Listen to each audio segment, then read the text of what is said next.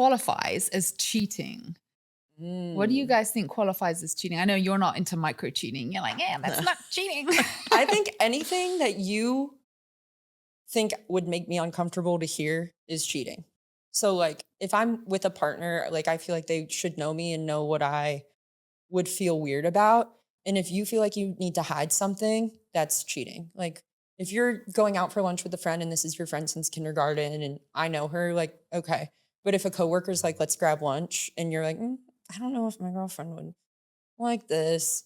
You know, Yeah. if anything makes you hesitate, I feel like that's cheating. I don't have like a very, like, I could go into details like, you know, emotional cheating, physical cheating, micro cheating. But I feel like that puts like a box, you know? So it's like, well, I didn't do that, so I wasn't cheating. It's like, no, but you knew it would make me feel bad. Yeah, right. So if you do research, it says in romantic relationships, cheating generally involves breaking the agreed upon boundaries of trust. Physical infidelity ranges from kissing to explicit sexual acts outside of the partnership. Emotional infidelity, forming intense emotional attachments, seeking romantic validation, or having secret deep conversations with someone else. And then you have digital infidelity, engaging in explicit texting, flirting online, or using dating apps without a partner's consent.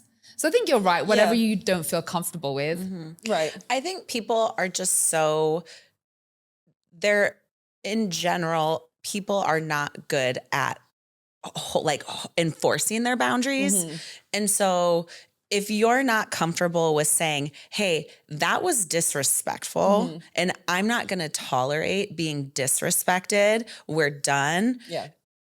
A lot of people they're not strong in their boundaries like that. And so they're like, that was cheating. It's over. But they can break up with you if they call it cheating. Yeah. So it's like, if they call it disrespect, they can't like come to terms with that. It was like a breakupable offense. But if they call it cheating in their head, then it's different. Yeah. And so for me personally, if I feel disrespected, like I'm just done. Yeah.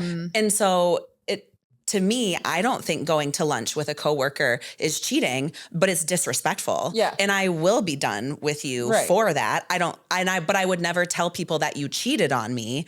I would just say that you were disrespectful and you didn't respect the boundaries of our relationship. Right. You think going to lunch with a coworker is like a female, if you don't tell me about it, if it's hidden, I think, I think if you tell me like, hey, me and Abby are going to get lunch, whatever. Okay. I think if you're having a relationship with a coworker of an opposite sex and you're not disclosing it to your partner, I think that's disrespectful. If you're not disclosing it. You know what I also hate is the work wife, work husband thing. That is like so disrespectful because we can go back to the hospital. I see that all the time. People will be like, oh, that's my work wife or, oh, that's my work husband. And it's like, you really say that? Would you say that while your wife is standing right here? Would you call that girl your work wife while your actual wife is right here?